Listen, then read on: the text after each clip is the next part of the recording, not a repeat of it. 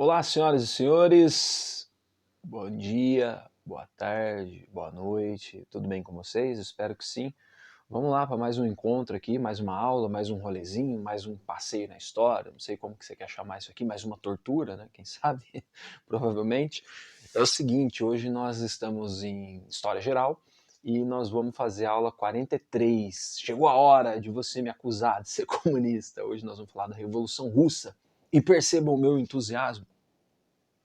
Estou muito animado.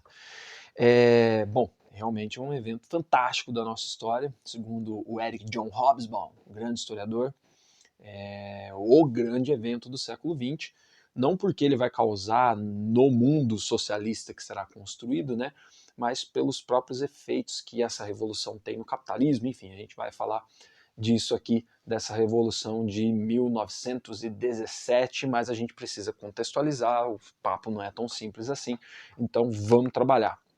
O que está rolando? Está rolando o seguinte, nas últimas aulas aí você está assistindo a Grande Guerra Mundial, né? Você assistiu esse processo e você percebeu que mais ou menos assim, de forma bem resumida, você tem um desenvolvimento, não é causa e consequência, tá? Mas é de forma bem resumida. O desenvolvimento do pensamento liberal, as revoluções burguesas, a burguesia, a ascensão, o capitalismo, a revolução industrial, e aí você tem potências que se configuram no mundo, principalmente na Europa, e essas potências começam a se rivalizar numa corrida imperialista, buscando matéria-prima, acesso, né, portos, canais, e existe uma competição muito grande entre essas potências, e isso vai acabar, depois de um período de paz e de otimismo, euforia, a bela época, isso vai acabar ali em 1914, na hecatombe da Grande Guerra, da Primeira Guerra Mundial. E aí, estudando a Primeira Guerra Mundial, não vou retomar esse conteúdo que a gente acabou de ver isso, mas você viu que no ano de 1917, lá na Primeira Guerra Mundial, a Rússia, o Império Russo, saiu da guerra e os Estados Unidos entraram na guerra. E aí a gente vai entender o que aconteceu então com a Rússia nesse processo, nessa volta, nesse rolezinho de hoje, tá? Para esse rolezinho aqui, eu preciso desenvolver com vocês as seguintes ideias, né? Nós estamos objetivando o seguinte: nós precisamos compreender depois dessa aula qual que é o contexto russo do final do século XIX, né, até o século XIX, e virando ali para o século XX. A gente vai dar um panorama geral do que era, né, esse império, né, do que se a gente quiser chamar depois de país, né, mas o que era a Rússia, né, no século XIX e no século XX. Então a gente vai contextualizar. Depois a gente precisa também analisar, vocês vão perceber que lá na Rússia tinha o czarismo. Eu vou explicar o que é. E começaram a existir grupos de oposição ao czarismo. E a gente precisa entender quem são esses grupos, por que estão querendo derrubar o czar, o que está acontecendo. Afinal de contas, em 1917 o czar vai cair, né? E a gente, assim, e os antecedentes da Revolução, né? Então, se você entender esses grupos de oposição, você vai entender os antecedentes e as causas, razão, circunstância, causa, motivo da Revolução. A gente precisa relacionar as medidas revolucionárias, ou seja, o que é feito durante a Revolução, com os ideais socialistas, que a gente já tem falado há um tempo, o pensamento social, o marxismo e tal. E, por fim, a gente vai, de forma muito rápida e muito resumida, caracterizar o stalinismo, um governo do Stalin que vai de 1924 a 1953. Só características mais gerais mesmo, porque depois a gente volta em outros momentos para falar desse governo, tá? Aqui, 5 passos separei para a gente dar hoje aqui. Primeiro, eu vou falar do czarismo e a modernização da Rússia nesse século XIX, o que está acontecendo ali e o que os Romanov estão arrumando nessa Rússia. Romanov é a dinastia, né? Você tem depois aqui o segundo passo, a crise desse sistema, a crise desse czarismo e a Primeira Guerra Mundial. E aí depois a gente fala das revoluções de 1917, a essa altura do campeonato você já deve saber que são 2 revoluções que acontecem no mesmo ano na Rússia, a gente vai entender as diferenças entre elas e o que cada uma significa. Depois a gente vai falar do governo do Lenin, as medidas que foram adotadas, o que aconteceu ali, a formação da União Soviética. O Lenin governa de 1917, né, a data da Revolução, até 1924, data da morte dele. Vamos olhar isso de perto e depois a gente faz uma caracterização bem de principais pontos assim, né, do regime stalinista. Tá bom? Então, vamos lá que tem coisa pra caramba pra gente fazer. Bom, uma coisa importante é assim. Vamos lá. A Rússia, no século XIX, vamos pegar o contexto. A primeira coisa que a gente tem que pensar é que a Rússia ela é um império no século XIX. Então eu coloquei aqui um mapa só para vocês terem uma ideia da mancha que é no globo terrestre os domínios russos. Então assim, depende um pouco da época que você está olhando, mas genericamente dá para a gente usar esse mapa aqui. Cara, olha o tamanho da Rússia no século XIX. Ela não tinha nem vendido o Alasca para os Estados Unidos ainda. Então, tipo assim, tá com um pezinho lá na América, mano. Então, isso é um gigante, né? Então nós não estamos falando só de um país, nós estamos falando de um império no século XIX. Tá. César, o que estava rolando lá? Como é que era a política dos caras? Na questão política, você tinha um regime chamado czarismo. Você tinha um czar. Alguns vão chamar de César, outros vão chamar, alguns lugares chamam de Kaiser. Lá na Rússia chamava czar. Era o monarca, tá? Era o monarca. Esse czarismo, para você entender, equivale ao absolutismo.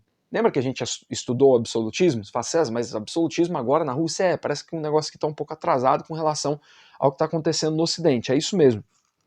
Então você tem ali um regime absolutista ainda acontecendo na Rússia. E esse regime absolutista ele passa por uma reforma em 1905, mas ele vai até 1917, quando Nicolau II cai, Romanov, o regime czarista vai cair com ele, né? Então a Rússia ela é czarista. A dinastia que está no poder, os Romanov, dinastia você já sabe o que é. Essa família está no poder, vai ficar no poder, né? Mais de 300 anos aí na Rússia. Tá? Uma família muito poderosa, portanto, desses czares aí. Estrutura econômica do país. O país ele tem uma economia agrária, basicamente agrária. A Rússia no século XIX é um país pouco industrializado, pouquíssimo industrializado. É um país que tem uma economia agrária, um país muito ruralizado. Só para vocês terem uma ideia, nessa época a Rússia já tem uma população de aproximadamente 120 milhões de pessoas, a maior população da Europa. Tudo bem que a Rússia tem o seu lado asiático, mas 120 milhões de pessoas mais nessa parte ocidental. E assim, um pouco mais de 10% só dessa população moravam em cidades. A 90% da população morava nos campos. César, como é que era essa vida no campo? É uma vida num campo verdejante, que todo mundo tem terra? Nada, vida de pobreza. Eu pus uma foto aqui do século XIX para retratar essa sociedade russa. Esse aqui é o Alexander II, aqui é a sociedade, alguns habitantes da época, né, alguns russos da época. Então você tinha uma sociedade extremamente desigual, uma concentração de terra absurda. Tinha uma elite lá, tinha um sistema funcionando lá, que tinha uma elite no topo, proprietária de terra, junto com, você pode chamar de nobreza, sim, lá eles chamavam de boiardos, né? Mas ali você tem uma elite proprietária de terra, você tem um clero, é importante dizer que lá você tinha um catolicismo, que é o catolicismo da Igreja Católica Ortodoxa, lembra daquela cisão de 1054 e tal? Lá é um outro tipo de catolicismo, mas tem um clero também poderoso lá. E aí você tem ali, sem classe média, sem setor industrial e tal, tem burguesia, pouquíssima coisa nesse sentido no século XIX, e aí depois você tem ali os camponeses, que é a grande maioria da população, e esses camponeses, chamados de mujiks, não se preocupe com esses nomes, boiardos, mujiks, tá? Mas esses camponeses, eles ainda viviam num sistema de servidão, a maioria deles. Então você tinha uma galera sem acesso à terra, a terra é extremamente concentrada, e não é um país que falte terra, né? Embora muita terra não possa ser usada para agricultura por conta do clima e tal, mas você tem uma concentração de terra absurda. Então você tem um império dominando vários povos, né? Com essa estrutura social desigual e tal. O que vai acontecer, cara? Percebam que até esse momento, então, nós estamos falando da Rússia aqui agora, a Rússia ainda não passou por uma revolução burguesa, a Rússia ainda não passou por uma revolução industrial, a Rússia ainda não desenvolveu o capitalismo, né? Isso está agora na virada do século XIX para o século XX. César, então a gente pode dizer que nós temos uma Rússia atrasada. Se você comparar com o restante da Europa e com alguns países fortes da Europa Ocidental, tipo a França, tipo a Alemanha recém-unificada em 1870, tipo a Inglaterra, os Países Baixos, com certeza você podia falar que a Rússia estava atrasada nesse processo de desenvolvimento do capitalismo e da industrialização. Nesse sentido, pode-se dizer isso sim. Então, esse cara aqui é importante para a gente no papo de hoje, porque o Alexander II, da dinastia Romanov, portanto, um czar, ele vai tocar um projeto de modernização, hoje eu tô cheio de aspas, né? Modernização da Rússia. César, então um czar absolutista modernizando a Rússia, posso dizer que ele é um déspota esclarecido? Pode brincar com essa ideia sim, tá? Podemos dizer que o Alexander II foi uma espécie de déspota esclarecido, lembrando que esse conceito ele tem uma validade no tempo, né, uma validade histórica, mas para você entender, e se o teu raciocínio te leva a isso, funciona assim.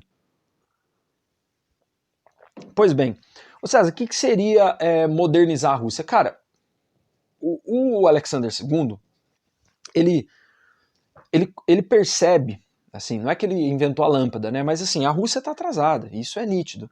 E aí a Rússia se envolve em alguns conflitos ali, percebe que os outros países têm muito mais poder, muito mais tecnologia, e fala, epa, o que está acontecendo?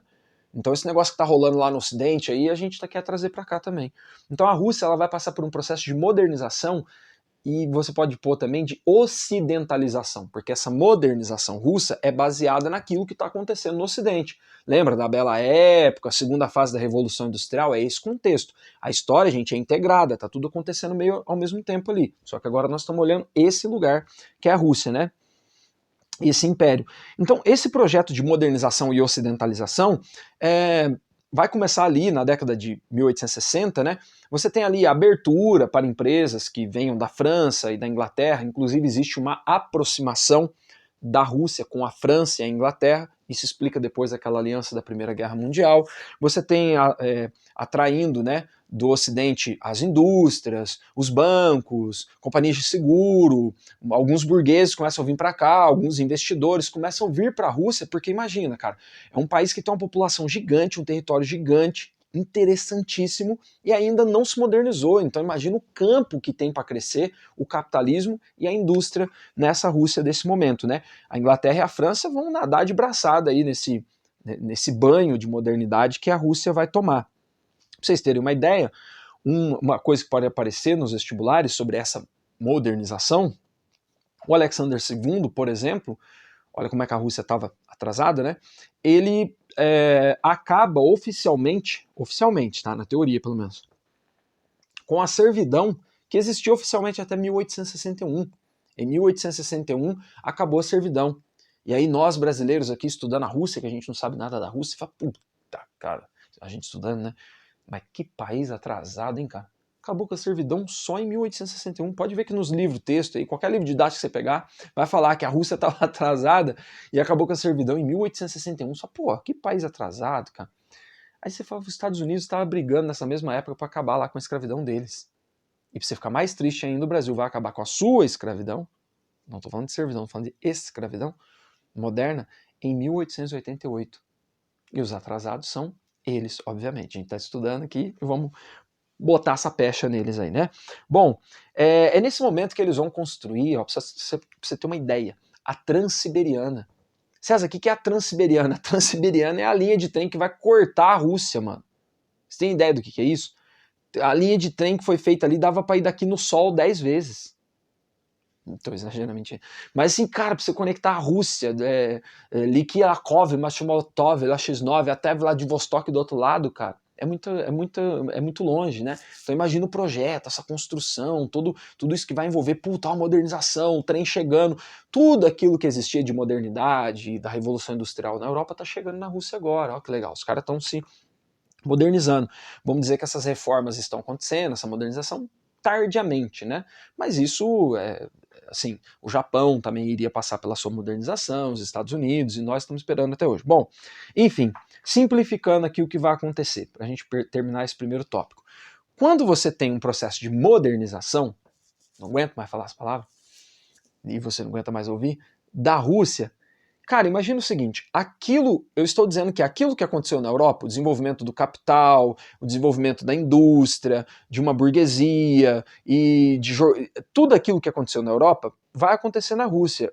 E é óbvio que, além da modernização, aquelas mesmas contradições da segunda revolução industrial, da Bela Época, e do capitalismo, do liberalismo, também vão se desenvolver aqui na Rússia.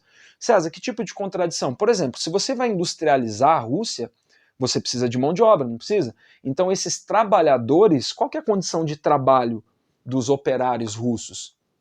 Horrível, sem leis, jornadas, né, infinitas, desigualdade de pagamentos, exploração. Você não tem nenhum tipo de legislação para esses trabalhadores urbanos na Rússia.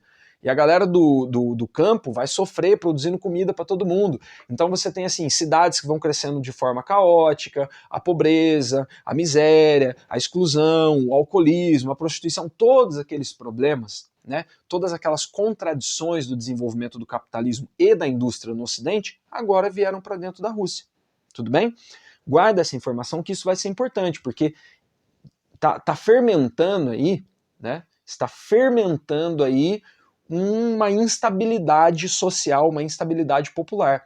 Lembra que eu falei que já era um país pobre com muita desigualdade? A maioria da população excluída?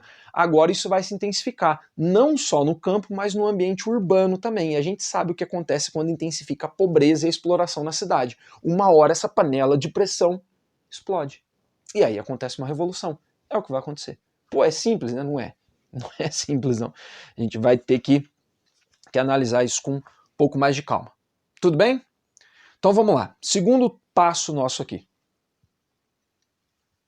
Obviamente essa aula vai ter que ser uma aula maior, né, gente? Não porque eu queira puxar sardinha para a Revolução Comunista. Até porque você é minha testemunha. Eu fiz isso, eu dei aulas mais longas, né?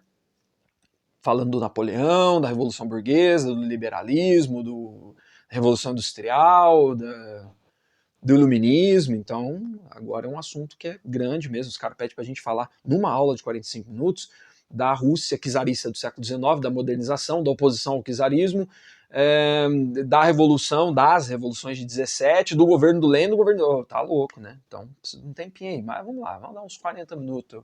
Imagina, uns 45, 50, 70. Ó, a crise do czarismo. Então você já entendeu o que é o czarismo, ok? É um regime absolutista. Você percebeu que tipo, não tem democracia ali. É um monarca absolutista governando o país. Não tem nem um parlamento rolando, né? Pelo menos por enquanto. Por que o czarismo vai entrar em crise? Aí a gente vai analisar a questão da Primeira Guerra Mundial também. Essa oposição do czarismo ela se dá na seguinte dinâmica. Já que essa modernização traz consigo as contradições, o czarismo vai entrar em crise. Os Romanov vão cair. Em 1917, os Romanov vão cair. Quais são as contradições? Isso que eu falei, pobreza, miséria, as guerras vão intensificar muito esse processo, né? A fome, aí você tem uma sociedade que vai ficando mais moderna e dinâmica, cada vez mais empobrecida e pressionada, mas aí não tem mecanismos para negociar política, para falar com o czar, porque o regime é autoritário. É lógico que isso vai ser alvo de crítica e isso vai acabar caindo. Esse regime absolutista, ele não é um regime que combina com esse caminhar de modernização que a Rússia está sofrendo nesse momento com todas essas desigualdades. Então você tem grupos de oposição que vão se formando contra o czar, contra os Romanov, contra o sistema czarista, contra o absolutismo. César, em outros momentos da história aconteceu isso. Aconteceu, cara. Lembra? A galera se levantou contra o absolutismo na França. Quando? 1789. O início da Revolução Francesa. Ah, se levantaram também contra o absolutismo na Inglaterra, não foi? Foi 1689. Na Rússia, isso vai acontecer agora, no começo do século XX. Pois bem, o czar da vez, o último czar, é o Nicolau II. É esse cara aí, a batata quente vai cair no colo dele e vai assar. Pode pegar a hipoglose aí que vai queimar. É o seguinte, talvez a principal oposição ao czarismo seja o pensamento social que acabou se desenvolvendo junto com o capitalismo e com a industrialização. Calma. Lembra lá da Revolução Industrial, do desenvolvimento do capitalismo? Aí começa uma galera ali, movimentos sociais, movimento dos trabalhadores, o socialismo, né, o anarquismo, o socialismo utópico, o socialismo científico, o marxismo, o comunismo. Esse pensamento social do século XIX, ele vai na cola do capitalismo. Ele vai acompanhando o capitalismo que nem uma sombra, falando, ó, isso aí tá errado e nós estamos aqui para propor uma outra sociedade. Esse pensamento também chega na Rússia e acaba virando uma oposição contra o czarismo. O que vai acontecer? O pensamento social vai reunir, ou vai formar, né, na Rússia, anarquistas, socialistas, comunistas, vai organizar os trabalhadores começam a se organizar, buscar os seus direitos, buscar representatividade, buscar mudanças, buscar reformas, melhorias. Você tem as cidades, e o pensamento da cidade ele é muito mais fluido, né? A cidade ajuda a circular essas ideias, já que a Rússia está se modernizando, as cidades vão crescendo, e isso vai fermentando na cidade. Os intelectuais e, lógico, os trabalhadores urbanos, mas os trabalhadores, os camponeses também, né? Você tem um pensamento social que vai permeando essa sociedade para falar, ó, tá errado.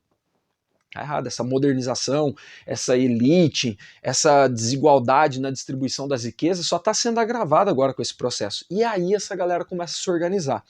A organização mais importante dessa oposição é o Partido Operário da Social-Democracia Russa, o PODRI. O PODRI, o Partido Operário aqui, né? Vamos falar Partido dos Trabalhadores, Partido Operário, enfim. Ele é uma organização que ele nasce como um partido político em 1898 ainda. Mas em 1903, não se preocupa com as datas, sabe? Só para eu estabelecer uma linha de pensamento aqui. Em 1903, esse partido dos trabalhadores, dos operários, portanto, ele sofre, é um partido urbano, tá, a princípio. Ele sofre uma cisão, ele tem um racha dentro dele. Mencheviques e bolcheviques, você já ouviu isso, né? Em algum lugar você já estudou sobre isso até pelo menos 2 vezes na tua vida. César, mas aí eu nunca sei muito bem o que é. O que acontece é o seguinte, você tem um partido de trabalhadores, okay, de operários, que querem uma social-democracia para a Rússia, beleza. Lá dentro desse partido existe uma leitura diferente do marxismo.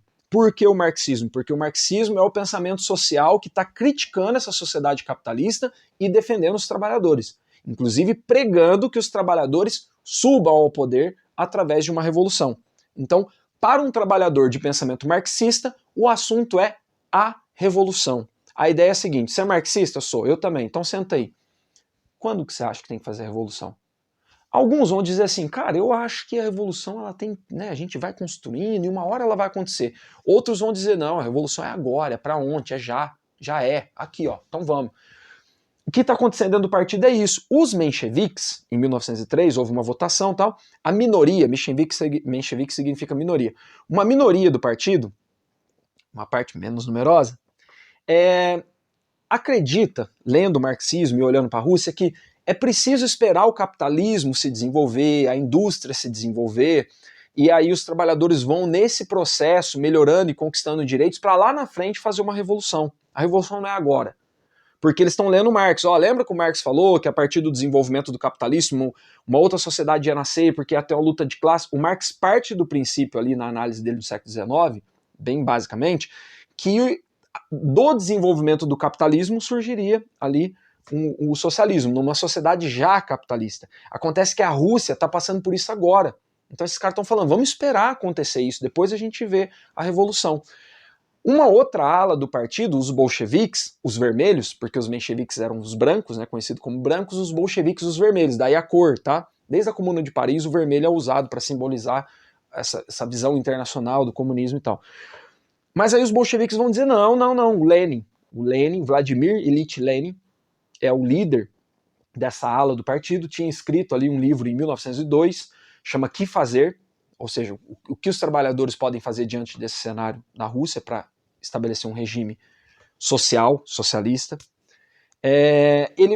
Os bolcheviques liderados pelo Lenin, esse camarada aqui, ó, cabeludo, esse aqui é o Nicolau II e a Alexandra. Os bolcheviques liderados pelo Lenin vão dizer o seguinte, não, nós temos uma outra leitura do marxismo, por isso que essa leitura a gente vai chamar de marxismo-leninismo, que é a ideia, nós não precisamos esperar o desenvolvimento da Rússia, do capitalismo, da indústria para fazer a revolução. Sabe qual que é a hora da revolução? É agora. Ah, mas a Rússia é agrária, atrasada. Não, mas a hora da revolução é agora.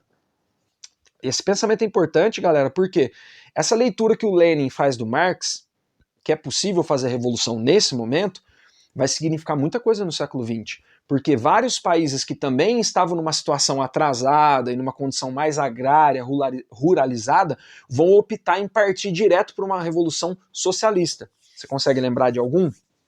Que é um país mais agrário e tal, e de repente parte para uma revolução socialista? esses caras estão baseados aqui no pensamento do Lenin, que está lendo Marx. Então é um lendo o outro, né? Mas a China faz isso. Se você pensou em Cuba, você acertou. Se você pensou no Vietnã, você acertou. Então você tem outros modelos aí que vão seguir esse modelo da Rússia aqui então. Então essa é a divisão. Eu estou gastando um tempo para explicar isso, porque isso daqui ajuda a gente a entender as duas revoluções que vão acontecer no ano de 1917. Porque no começo do ano, só para dar um spoiler aqui, né? No começo do ano, em fevereiro, no calendário deles, os mencheviques vão derrubar o czar e fazer uma revolução. No final do ano, em outubro, os bolcheviques vão fazer outra revolução. E aí a gente vai olhar o que significou cada uma delas. Beleza? Pois bem. Terceiro? Não, segundo ainda. Segundo tem ó, parte 2, né? Segundo passo aqui é o seguinte, eu vou terminar aqui o segundo e já faço uma pausa nesse vídeo pra gente vir com a segunda parte. Antes da gente falar da Revolução de 1917, no meio do caminho aí acontecem algumas coisas que a gente precisa lembrar. O ano de 1905 é muito simbólico, é muito emblemático.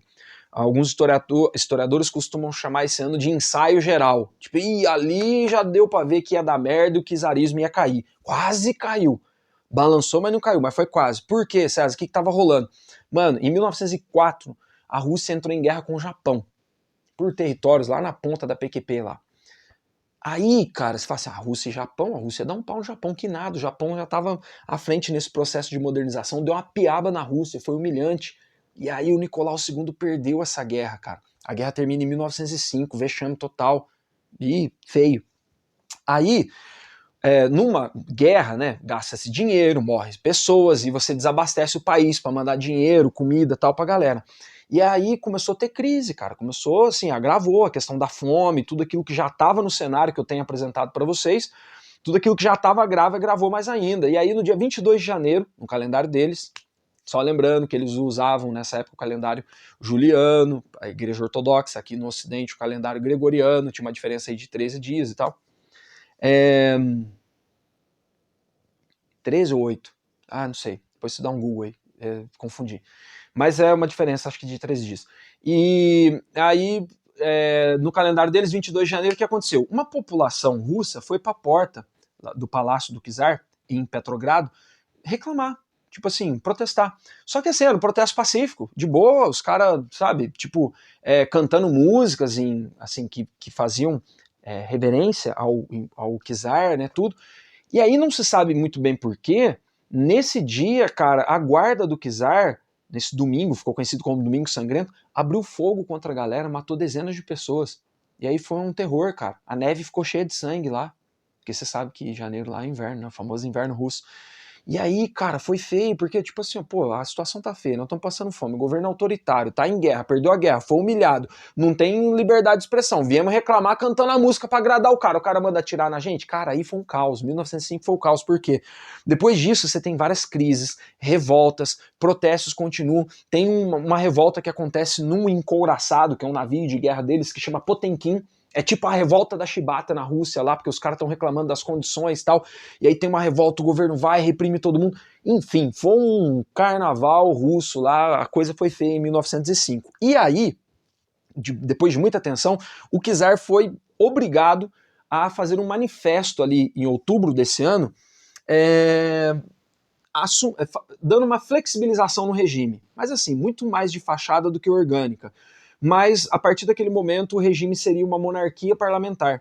Você teria o czar, mas você teria um sistema representativo ali, formado uma assembleia, um parlamento que eles chamam lá de Duma, até hoje, tá? Então você teria uma Duma. Olha, então é um czar que governa junto com o parlamento, tipo um Dom Pedro I da vida aí, que o parlamento está lá meio que de fachada. Precisa pensar também que nessa conquista de um parlamento, de uma Duma, quem é eleito, quem ocupa o parlamento, se é os mais pobres, os mais ricos, quem consegue representação nessa sociedade. Mas, enfim, no plano geral, pô, depois de tiro, porrada e bomba, o czar vai lá e permite uma Duma, um parlamento, pô, já é alguma coisa, dá um respiro aí. E ele permite um negócio importante, já ouviu essa palavra? Sovietes? Soviético? Soviética? Souvenir? Souvenir não. Os sovietes são conselhos de trabalhadores. Presta atenção. O czar permitiu também nesse manifesto de outubro que os trabalhadores se organizassem, não só em partidos, mas que fizessem conselhos municipais e regionais de trabalhadores, tanto urbanos quanto rurais. É dessa ideia dos sovietes, portanto, que vai aparecer aquele lance da foice e do martelo. O martelo, a ferramenta do operário urbano, do trabalhador urbano. A foice, a ferramenta do trabalhador rural. Então esses conselhos dos trabalhadores são importantes porque eles são numerosos e são eles que vão tocar os processos revolucionários aí para frente, porque organicamente os sovietes vão ficar fortes. Todo o poder aos sovietes, dirá o Lenin lá na frente. E aí, para finalizar esse tópico, eu dou uma pausa nesse vídeo. De 1905 a 1914, a gente vai dar uma adiantadinha na história, mas assim, você tem muita treta ainda, crise, fome, a situação não ficou boa, o czarismo ainda é autoritário, apesar de ter uma Duma ali de fachada e tal, não sei o quê. Momentos de abrir e fechar essa Duma, aquelas tretas de sempre. Mas em 1914 acontece uma fita interessante, né, e definitiva, e decisiva, quer dizer. A Primeira Guerra Mundial, ou a Grande Guerra. Vocês vão lembrar na aula da Primeira Guerra que é aquela treta dos Balcãs, a Grande Sérvia, e vai o Império Austro-Húngaro, ataca a Sérvia, a Rússia para defender a Sérvia, que era a área de interesse dela, entra na guerra, e a Alemanha declara guerra com a Rússia. Aquele bagulho lá. Então a Rússia está na Primeira Guerra Mundial. E só para você ter uma ideia do que significou a Primeira Guerra Mundial, tipo, ó, o czarismo tá balançando, né? Agora a Primeira Guerra ele não vai resistir. Por quê? Na Primeira Guerra Mundial, galera, 40% de todo mundo que morreu era russo. Quase metade dos mortos da Primeira Guerra Mundial são russos, cara. É muita gente. A Rússia foi o país que mais se ferrou, assim, com perdas humanas na Primeira Guerra Mundial. Vai arrebentar com a economia dos caras também. O czar Nicolau II vai ficar isolado, porque ele vai, a partir de 1915, ele mesmo conduziu o processo da Rússia na guerra, e só faz cagada, tipo assim, fala que os generais não estão fazendo direito, que ele mesmo vai fazer, vai